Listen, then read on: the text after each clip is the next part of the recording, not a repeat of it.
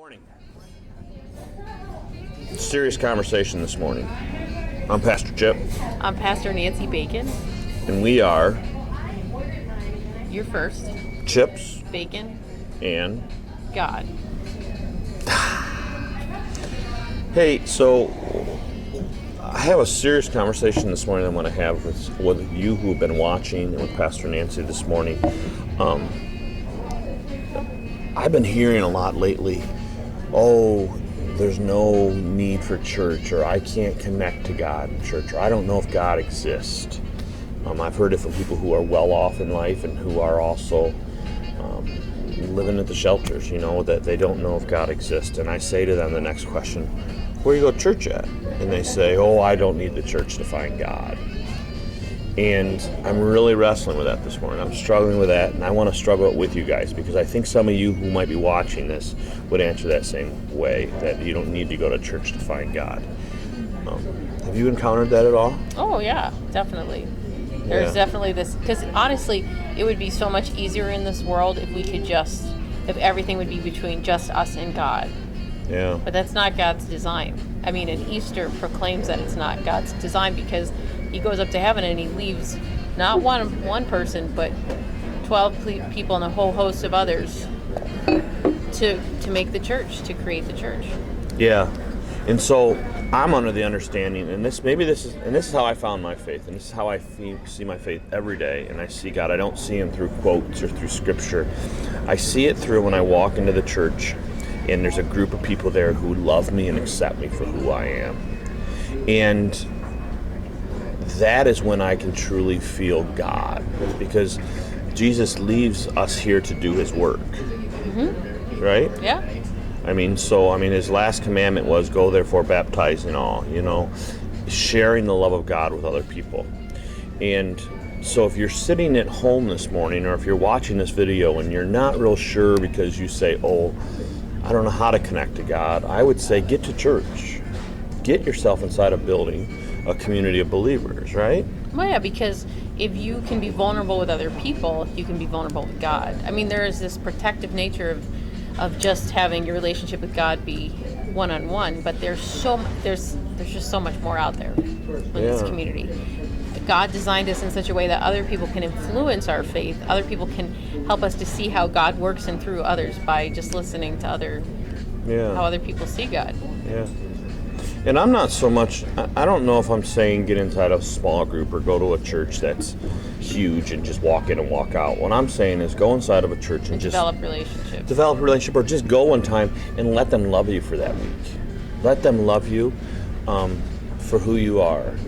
Now, yes, people will say, churches don't accept me for who I am. Well, maybe you should try that. Sit in the front pew. Yeah, sit in the front pew. row, and they will come and meet you. If you sit in the back, Or look presentable. I mean, even if you don't wear the best clothes you have. If that's dirty clothes, then that's dirty clothes. But don't come in looking like you. There is some value to it. There is the law part of being a church, There is a part of, when I say we welcome all people, we do. But don't go out of your way to look odd from everybody else. I think some of us just come by that naturally. Some people come by that naturally. But I think sometimes people are like, I'm going to go in and people don't like me because I have tattoos, so I'm going to show every tattoo I have on my body. Well, that's just silly, Be respectful to the people that are out there, because you know what? They do love you for who you are. In my church, the church that I serve has loved me for who I am, but I still have to do certain things, I'm not, as the pastor, I'm going to wear my collar every Sunday because that's what they want me to do. And that's what I feel I should do, Every time I go to Pastor Nancy's church, she dresses up every Sunday. Right? Mm-hmm. You can tell when she's going to play her viola because she always plays. She dresses even better. So, where are you going with that one now? Because I don't know where I'm going with it. I'm just so, and maybe it's just I'm just getting fed up with hearing, I don't need the church. That's just bull crap. Well, that's what it is. But you don't know what to go from there. No, I do. All right. And the other thing is, it's selfish if you don't need the church, because God created you and your story for other people to learn from. And if you're not sharing it, then how are other people going to learn and grow about? Yeah, and and I don't want you to get up in your first week and be like, oh, I'm giving my life to Christ, but quit using the excuse. We sit and complain about, oh, the world's going to crap in a handbasket, or the world's going crazy, from our couch pews. Mm-hmm. Or from our couches. We don't go to church and try to make a difference. We don't go to church and surround ourselves with good people. Instead, we just sit back and complain. We don't try to make a difference. God has a plan. And God has a plan of using His church to accept you for who you are. And to change the world too. I think when you look back at the history of when Christianity has grown, it was in the times when the world was going through the most difficult things. So many people, were dying, and Christians were holding people with smallpox and other things and their family had kicked them out. And that's when the church grew. That's where we are again. I think that's what we're about. Yeah.